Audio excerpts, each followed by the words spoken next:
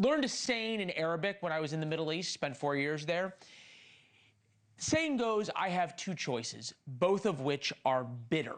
When it comes to Iran, Donald Trump, in fact, has three choices, and all of them are bitter. He can make a deal, keep up the war, or leave in 2 or 3 weeks, as the timeline said that he laid out last night.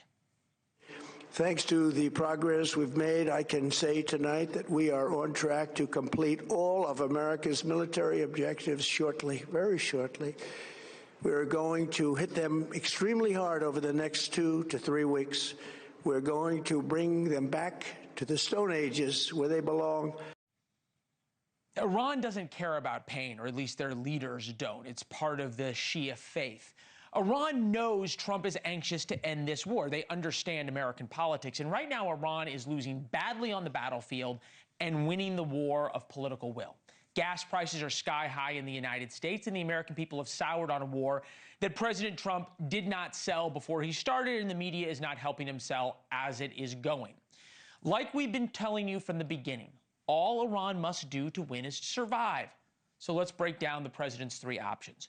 1, fight beyond the 2 or 3 weeks. At some point, the Iranian people will rise up, or we kill off enough of the regime that a moderate figure appears. He's going to spend the summer before the midterms with high gas prices, rising American casualties.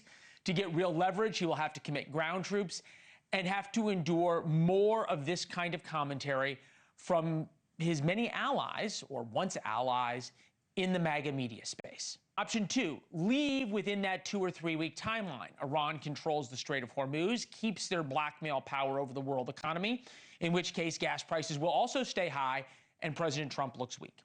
Finally, option number 3, make a deal with the Iranians, allowing the regime to stick around if they bring down gas prices. This also leaves Trump hostage to the Iranians. Our Arab and Israeli partners will feel totally abandoned, and worst of all, our adversaries, Putin and Xi, will be watching as well. Many presidents have felt this way in the White House, behind the Resolute desk, choosing between the least worst options. And that doesn't mean Trump made a mistake confronting and attacking Iran. In fact, it means Trump did something that every modern president promised but chickened out. That said, Trump is now caught between his political future and his presidential legacy. Thank you for watching. Subscribe below and download our NewsNation app right now on your phone, and you will get fact-based, unbiased news for all Americans.